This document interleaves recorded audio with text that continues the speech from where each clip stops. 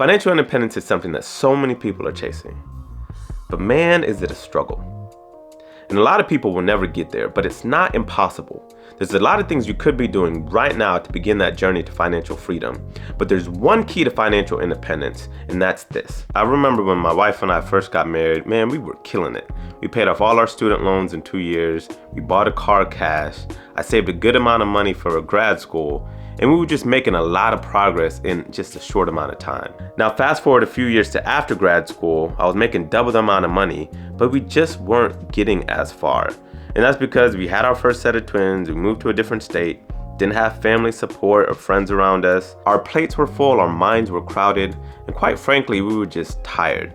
And we didn't want to drive a crappy car anymore, we wanted furniture. So I can completely understand how making more money doesn't mean more progress. And I can see how people making over $100,000 a year could still be living paycheck to paycheck. Most people think if they just make more money, then they'll be financially set. But according to the latest Paycheck to Paycheck report by the Lending Club, between 40 to 50% of people making over $100,000 a year are still living paycheck to paycheck. And this is because as your income grows, so does your lifestyle.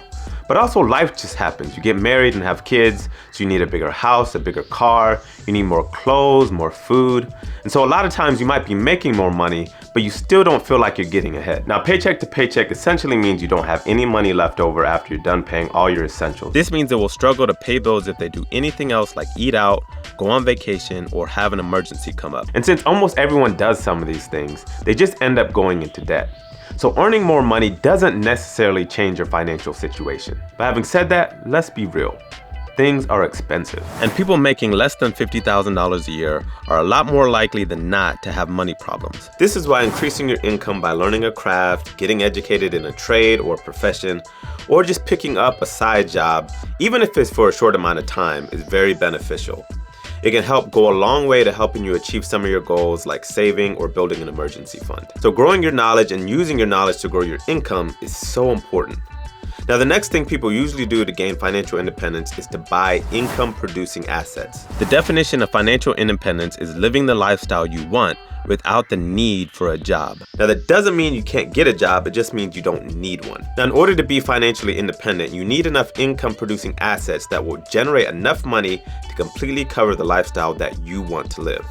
And no matter what that lifestyle looks like, you're always gonna need money for things like food and taxes, utilities, and you're either gonna pay for it by working a job or your assets will pay for it. Just think of all the things that you buy that go down in value and don't provide you any kind of income, like your car, your clothes, your furniture, and your electronic devices like your phone or your computer. All of these things are needed, but none of them will get you to financial independence. So it's very important that you spend just as much time, effort, and money into acquiring things that go up in value and will help you become financially independent. The most common income-producing assets are financial instruments like stocks, bonds, and mutual funds. But you also have other things like real estate investment properties and growing a business to the point where you can hire someone to run it and it's producing income for you without much work at all. Most independently wealthy people have some or all of these assets. After you have enough income coming in to the point where you have additional money after your expenses are taken care of, then you can start thinking about the time frame for when you want to become financially independent and what assets you need to invest in and how aggressively you need to invest in them. Envision the kind of lifestyle you want to live and how much money you need coming in each month to be able to pay for that lifestyle. And there's so many opportunities out there for you to invest in assets, even if you're making less than $50,000 a year. Typically, when I say income producing assets, a lot of people envision that's just for the rich and the wealthy. But really, it's for everybody. You can buy mutual funds for $10, $3, or even $1,000, and you can buy stocks for as little as $5. And if your company has a 401k, there is no minimum requirement, so you can invest as little as you need to get started. If you own a home with an extra bedroom, you can turn that into an income-producing asset by renting out the room on Airbnb. So there really is so many different options out there for you to acquire income-producing assets. You just have to figure out what's right for you and get started. Now, this is not investment advice, so I'm not suggesting any of these, but just to say that there's plenty of options out there. But even if you have a great income, it's hard to invest in some of these assets when all of your money is going out the door in the form of debt payment. So another step people take to become financially independent is to get out of debt, especially high interest debt. Unlike people that are financially independent, most Americans are drowning in debt with over $986 billion in credit card debt, $1.55 trillion in vehicle loans, and $1.6 trillion in student loans. According to a Northwestern Mutual study, the average personal debt for Americans is a little less than $22,000. In the majority of situations, it doesn't make sense to start investing in assets when you have a lot of debt, especially high interest debt like credit cards. So you usually want to get out of debt before you start investing. Getting 8 to 12% on an index fund really doesn't make any sense when you have a credit card with a 25% interest rate, especially when it comes to trying to become financially independent, because the amount of passive income you need coming in is drastically reduced when you don't have any debt. Just imagine if you had no debt. You had no mortgage, no car payment, no student loans, no credit cards, or anything. The amount of money you would need to live is drastically reduced. Getting out of debt is so freeing, but a lot of people will never experience that feeling because they don't have the real key to financial independence.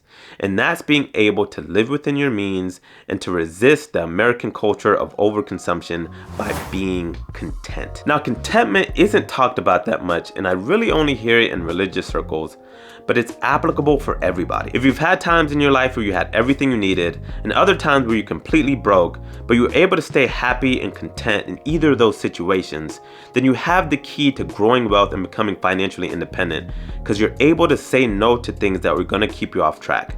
So as an example, a lot of people screw up their finances in 3 areas: their home, their car, and their stomachs. You look at all the fancy things your friends are buying and all the times they're going out and having fun, and you just don't want to miss out. If you're able to say no to the 5-bedroom, 4,000 square foot house and say yes to the 1,200 or 1,500 square foot 3-2 with a slightly outdated kitchen, at least for a time period, then you're able to make it. If you're able to not worry about how people are looking at you when you stop at a red light, or better yet, realize that they're not looking at you in the first place, then you might be able to make it. And if you're able to say no to your stomach and be okay eating spaghetti or rice and chicken, then you might be able to make it. I can't tell you the number of people out there who spend thousands of dollars every month on eating out and fast food.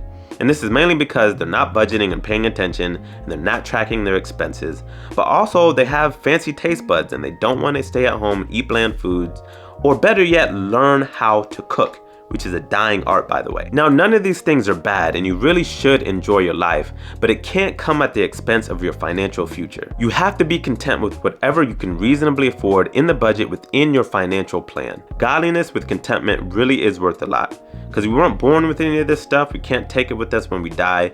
And so if you're always trying to look rich or live the rich lifestyle, then you're gonna make stupid decisions with your money and screw up your finances. So contentment is the key to financial independence. Now, if you wanna know how you can start this journey of acquiring assets through your company's 401k, then check out this video right here. Again, if you like this video, please subscribe, like, and share.